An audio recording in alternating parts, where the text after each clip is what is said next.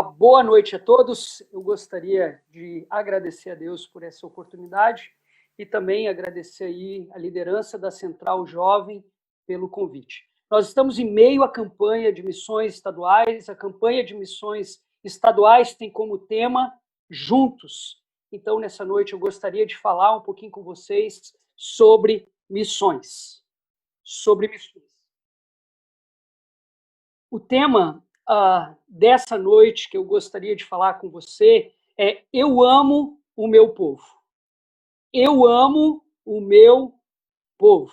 E para esse tema eu te convido a abrir a sua Bíblia em Filipenses, capítulo 1, versículos do 1 ao 2.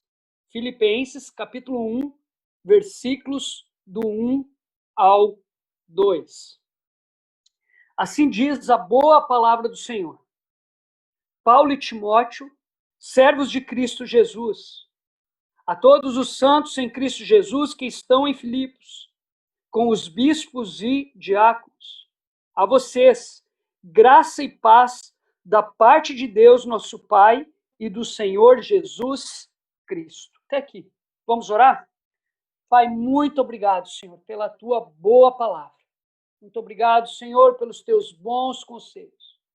Fala conosco nessa noite, Deus, queremos ouvir a tua voz através da mensagem que será ministrada. Que o teu Santo Espírito possa nos desafiar nessa noite, Deus. A uma mudança radical de vida e também, Deus, que o teu Santo Espírito nessa noite possa nos desafiar a amar o nosso povo gaúcho, como o Senhor ama. Em nome de Jesus, amém e amém. Eu amo o meu povo. Semana passada, o missionário Murilo, ele esteve falando em nossa igreja, e ele discorreu sobre o tema juntos, e no meio de sua mensagem, ele falou uma frase muito, mas muito interessante, quando ele disse assim: ninguém pode amar mais esse povo do que nós que vivemos no meio desse povo. Ninguém pode amar mais o povo gaúcho, ninguém pode amar mais o Rio Grande do Sul do que nós que vivemos entre o povo gaúcho, entre nós que vivemos nesse estado. Se Deus permitiu você viver nesse estado, algum propósito tem.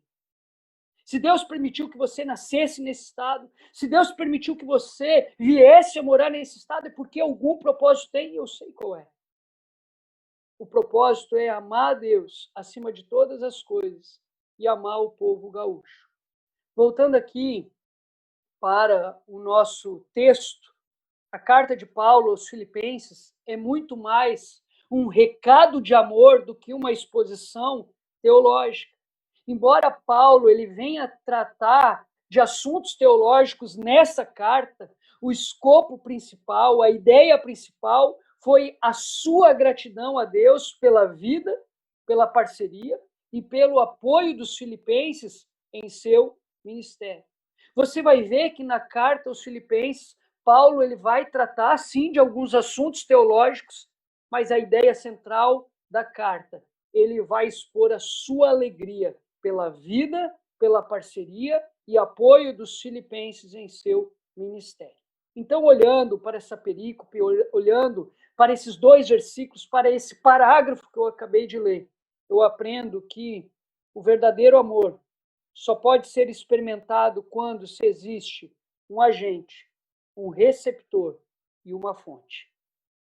O verdadeiro amor só pode ser experimentado, só pode ser vivido quando existe um agente, um receptor e uma fonte. O agente aqui no nosso texto é Paulo. Atente para o que diz o versículo 1, parte A. Paulo e Timóteo, servos de Cristo Jesus. Quem era Paulo? Quem era Paulo? A Bíblia vai dizer que Paulo ele foi um grande homem. Atente para o que diz Atos, capítulo 22, versículo 3. Atos 22, 3. Diz assim: sou judeu, nascido em Tarso, da Cilícia, mas criado nessa cidade. Fui instruído rigorosamente por Gamaliel na lei de nossos antepassados, sendo tão zeloso por Deus quanto qualquer de vocês hoje. Atos capítulo 22, versículos do 27 ao 28, vai continuar dizendo o seguinte: o comandante dirigiu-se a Paulo e perguntou: diga-me, você é cidadão romano? Ele respondeu: sim, sou.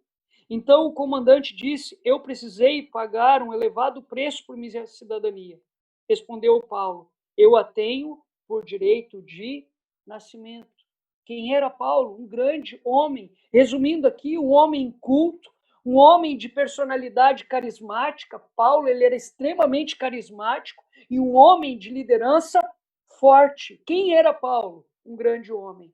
Quem era Paulo? Um grande perseguidor da igreja do Senhor Jesus Cristo.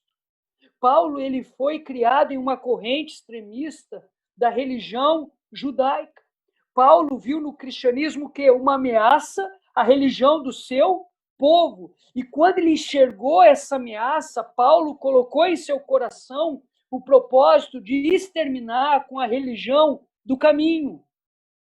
Ele colocou em seu coração o propósito de exterminar os seguidores do caminho. Eram assim que os cristãos eram conhecidos na época. Quem era Paulo? Paulo foi um grande homem, um grande perseguidor, um grande convertido. Após o encontro com Jesus na estrada de Damasco, Paulo ele levou a sério tal experiência. O Weisbe ele vai dizer o seguinte sobre Paulo e sobre a conversão de Paulo. Não foi ele quem buscou a Cristo, mas Cristo quem o buscou. Não foi ele quem gritou da terra ao céu, mas foi Cristo quem lhe bradou do céu à terra. Não foi ele quem entrou para o evangelho, mas foi o evangelho que entrou nele. Paulo, ele foi um grande homem. Paulo, ele foi um grande perseguidor dos seguidores do caminho. Depois de sua conversão, Paulo foi um grande convertido, ele levou a sério esse encontro que ele teve com Cristo. Paulo foi um grande missionário. Aquele que trazia cartas do Sinédrio a fim de machucar os cristãos, a fim de prender os cristãos, a fim de matar os cristãos após a sua conversão. Olha a ironia. Paulo passa a escrever cartas para abençoar, para edificar e para fortalecer os cristãos. Aquele que usava cartas para castigar os seguidores do caminho, agora estava usando cartas para abençoar, edificar e fortalecer os cristãos. Adolf Pohl, quando ele olha para um Paulo missionário, ele vai dizer que Paulo fez 3 viagens missionárias. Plantou e fortaleceu igrejas na Ásia e na Europa. Viajou, pregou, escreveu e aconselhou. Suportou prisões, açoites, apedrejamento e naufrágio em favor do Evangelho. Cruzou mares, rios, desertos e pregou nos lares, nas sinagogas, nas escolas, nas praças, na prisão. Todo momento era momento oportuno para a pregação do Evangelho para Paulo. Ele foi o maior teólogo e o maior missionário da igreja primitiva. Foi ele quem mais plantou igrejas e quem mais viajou. Foi ele quem mais influenciou com a sua vida e ensinamentos a história da humanidade. Paulo foi um grande homem. Paulo foi um grande perseguidor do evangelho, foi um grande convertido, foi um grande missionário. Paulo, ele foi um servo grande do grande Senhor Jesus. Paulo foi servo de um grande Senhor, que se chama Jesus Cristo. A palavra grega usada por Paulo aqui, quando ele diz que ele é servo do Senhor Jesus Cristo, é doulos. O significado dessa palavra vai muito mais além do que servo. Na verdade, doulos significa escravo. Paulo, ele se considerou escravo de Cristo. O que isso quer dizer? Paulo entendia que agora ele era propriedade absoluta de Cristo. Dizer que eu sou escravo é a mesma coisa que reconhecer que agora a sua obediência deveria ser absoluta a Cristo. que essa posição não deveria ser considerada indigna, mas de tamanha honra. Quando Paulo disse, eu sou escravo de Cristo, o que ele estava querendo dizer? Que agora ele era propriedade absoluta de Jesus.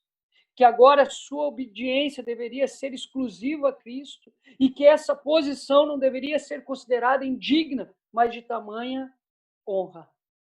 Agostinho, um monge do século VI, vai dizer o seguinte: quanto mais servos de Cristo nós somos, tanto mais livres nos sentimos. Ser escravo de Cristo é ser rei nessa terra. Ser escravo de Cristo é o caminho para a liberdade perfeita.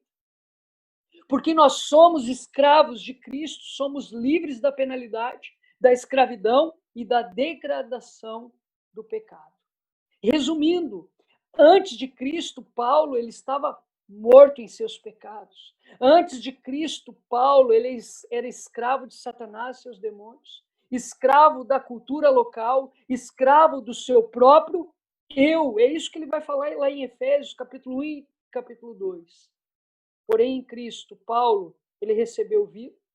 Em Cristo, Paulo recebeu liberdade. Em Cristo, Paulo recebeu condições de amar um povo, não com um amor falho, não com um amor humano, mas com o amor de Jesus. Quem é você?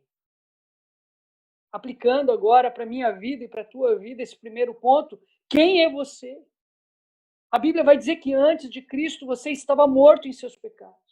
Você era escravo de Satanás, seus demônios, você era escravo da cultura local, você era escravo do seu próprio eu.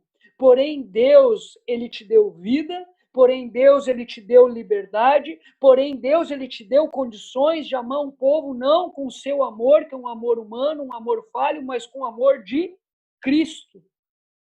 Deus te colocou nesse estado para que você pudesse amar esse povo, para que você pudesse ser um agente do amor de Deus nessa querência, tão carente do amor de Cristo, tão carente do Evangelho.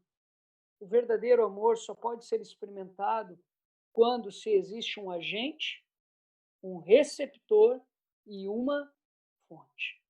O agente aqui da nossa história era Paulo. Hoje o agente sou eu, hoje o agente é você. Nós que assumimos um compromisso com Cristo, hoje nós somos agentes do amor de Deus nesse estado tão carente do amor dele. O verdadeiro amor só pode ser experimentado quando se existe um agente e um receptor. O versículo 1b vai dizer assim: a todos os santos em Cristo Jesus que estão em Filipos. Quem é o receptor aqui? Paulo vai responder: todos os santos. Paulo ele sabia que para que a comunidade de Filipe pudesse experimentar o amor de Deus, a igreja reunida ali naquele lugar deveria experimentar antes. Eu só posso compartilhar algo que eu experimentei. Paulo ele conhecia essa máxima, a máxima que continua nos dias de hoje valendo. Eu só posso compartilhar algo com alguém no qual eu experimentei muito antes. Paulo ele sabia que a comunidade de Filipe precisava experimentar o amor de Deus. Porém, a igreja reunida ali naquele lugar deveria experimentar antes. Paulo ele não dirigiu a sua carta a todos os filipenses, a comunidade de Filipe. Paulo, na verdade, ele dirigiu a sua carta aos santos que se encontravam em Filipe, aos santos que viviam em Filipe. William Barclay, ele vai dizer que para os ouvidos modernos, a palavra descreve uma piedade quase extra-humana, ou extramundana, perdão, relacionando-se mais com esplêndidos vitrais do que com o mercado. A palavra santos não significa pessoas sem pecado ou perfeitas, mas separadas do mundo para Deus. Então Paulo ele vai deixar claro aqui que os crentes em Filipos, eles foram separados para amar a Deus e amar o próximo, amar aquela comunidade como Paulo amava a Deus e os amava. Outra coisa que Paulo vai deixar claro aqui, que todos os santos são iguais, inclusive os bispos e os diáconos. George Barlow vai dizer que os líderes não estão acima dos crentes, mas entre eles. Os ministros existem para a igreja e não a igreja para os ministros. Os líderes não são a igreja, mas sob a autoridade de Deus, eles servem e guiam o povo. É impossível você amar o povo gaúcho com o amor de Cristo, sem antes amar a igreja do Senhor Jesus e os líderes dessa igreja que estão nesse estado. É impossível você amar o povo gaúcho. É impossível o povo gaúcho provar do amor de Deus sem antes você amar a igreja do Senhor Jesus e os líderes que o próprio Deus colocou nesse estado. Essa é uma verdade que eu tenho aprendido. Antes do povo gaúcho provar do amor de Deus, a igreja precisa provar. A igreja só vai provar do amor de Deus no momento que você decidir amá-la. No momento que você decidir amar a igreja do Senhor Jesus, amar a liderança que o próprio Senhor Jesus instituiu nesse lugar. O verdadeiro amor, ele só pode ser experimentado quando se existe o quê? Um agente. Quando se existe um receptor e quando se existe uma fonte. O agente aqui na nossa história é Paulo. O agente nos dias de hoje é eu e você. O receptor aqui nessa história eram santos que se reuniam, que viviam em Filipe. O receptor aqui é a igreja do Senhor Jesus Cristo que se encontra no estado do Rio Grande do Sul. O verdadeiro amor só pode ser experimentado quando se existe um agente, um receptor e uma fonte. O versículo 2 vai nos mostrar quem é a fonte. Quando ele diz assim: a vocês, graça e paz da parte de Deus, nosso Pai, e do nosso Senhor Jesus Cristo. A fonte desse amor é o próprio Deus. A fonte desse amor é o próprio Deus. Tanto o termo graça quanto o tempo paz foram ressignificados pelo cristianismo ou no cristianismo. Graça hoje é favor imerecido. Paz é um descanso em meio ao caos, é um descanso em meio à morte, é um descanso em meio à agonia. A graça e a paz vêm da parte de Deus, diz Lopes, nosso Pai e do Senhor Jesus Cristo. Somente Deus pode dar graça e paz. A atitude de Paulo a respeito de Jesus Cristo não é meramente a atitude de um homem para com outro homem, ou de um erudito para com outro mestre, mas a atitude de um homem para com Deus. A preposição de governa ambos os nomes, revelando que Deus Pai e Jesus Cristo têm a mesma substância, a mesma natureza, o mesmo poder. Só Deus pode reconciliar o homem consigo mesmo. Apenas ele pode oferecer ao homem salvação. Essa bênção não provém de Paulo, nem de qualquer líder ou concílio, mas de Deus Pai e do Senhor Jesus. A bênção não procede da igreja, nem dos líderes da igreja, mas do Deus bendito que salvou a igreja. A fonte do amor tem nome. Se chama Jesus Cristo de Nazaré. A fonte do amor é o próprio Deus. Eu quero concluir essa reflexão dizendo que quem não ama não conhece a Deus, porque Deus é amor. Quem não ama não conhece a Deus, porque Deus é amor. Deus, ele nos trouxe para esse estado. Deus, ele nos colocou aqui nessa amada querência para que pudéssemos amá-lo, mas também pudéssemos amar o povo gaúcho. Eu amo o meu povo. Eu nasci aqui no Rio Grande do Sul, eu sou natural de Taquari e eu amo o meu povo. Eu amo o povo gaúcho, eu amo essa querência, eu sei que foi Deus quem me colocou aqui.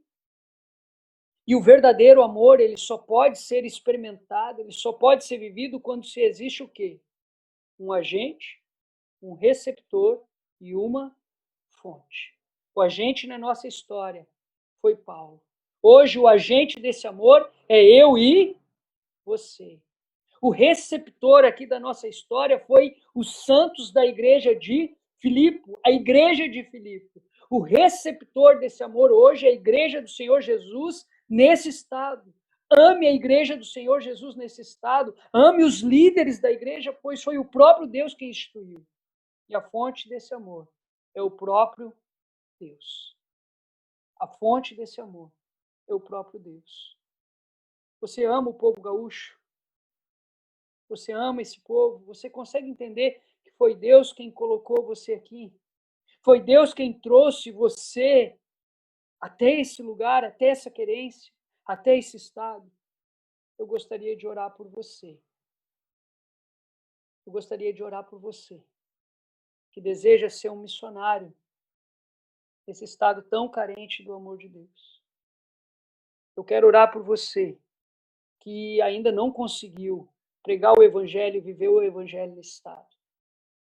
Eu gostaria de orar por você que não consegue amar a igreja do Senhor Jesus nesse estado. Você que, quando olha para a igreja, enxerga uma instituição falha, e ao invés de amar essa instituição, que é o corpo de Cristo na terra, acaba muitas vezes julgando e condenando essa igreja. Eu quero orar por você que ainda não conseguiu provar do amor de Deus. Você que tem resistido a esse amor. Lembre-se disso. O amor de Deus é um amor inexplicável. Por mais que você não entenda, você pode provar. O amor de Deus é imensurável, o amor de Deus é tão grande, tão largo, tão profundo, que alcança qualquer pessoa em qualquer situação. Ele alcançou Paulo, ele me alcançou e ele deseja te alcançar também. O amor de Deus é um amor espontâneo. Ninguém obrigou Deus a amar você, ele decidiu te amar. O amor de Deus é um amor desafiador. Ele exige de mim e de você uma resposta. Paulo disse sim a esse amor. Um dia eu disse sim a esse amor. E qual a resposta que você tem ao amor de Deus? Até que ponto você vai continuar negando esse amor? Vamos orar? Deus, muito obrigado, Senhor. Muito obrigado, Deus, porque um dia o Senhor nos resgatou. Quando nós estávamos mortos em nossos pecados, nós éramos escravos, Deus, do maligno, escravos, Deus, da cultura local, escravos do próprio eu, o Senhor nos resgatou. O Senhor nos deu vida, o Senhor nos deu liberdade, o Senhor nos deu uma missão de amar o Senhor e levar esse amor a outras pessoas. Faça de nós um missionário, Deus. Se existe alguém aqui, Senhor, que tem dificuldade, Deus, em compartilhar Jesus, que o Senhor possa despertar essa chama no seu coração, Deus. Pai, se existe alguém aqui no nosso meio, Deus, que não ama a tua igreja, que tem problemas com a tua igreja, Deus, que possa enxergar na tua igreja a noiva de Cristo, Deus. Que possa enxergar na tua igreja, Deus, um corpo de Cristo, Deus. Pai, que possamos amar a igreja do Senhor no nosso estado, Deus. Se alguém aqui no nosso meio ainda não experimentou o amor de Deus, que nessa noite o teu amor possa, Deus, constrangê-lo. Que essa pessoa possa experimentar esse amor de tal forma, Deus, de tal maneira, Deus, que venha experimentar uma conversão genuína, Deus, a ponto de compartilhar esse amor por onde passar. Abençoa, Senhor, esse amado estado, Deus. Que juntos, Deus, possamos fazer o que fazemos com amor. Que juntos possamos fazer o que fazemos com voluntariedade e liberalidade. Que juntos, Pai, possamos fazer o que fazemos com fé e que o teu evangelho, o teu reino possa avançar no nosso amado Rio Grande do Sul. Abençoa, Senhor, a nossa campanha de missões estaduais. Abençoa, Senhor, e nos abençoe também como igreja. Que juntos, Deus, possamos ser missionários. Em nome de Jesus, amém e amém. Que Deus abençoe vocês.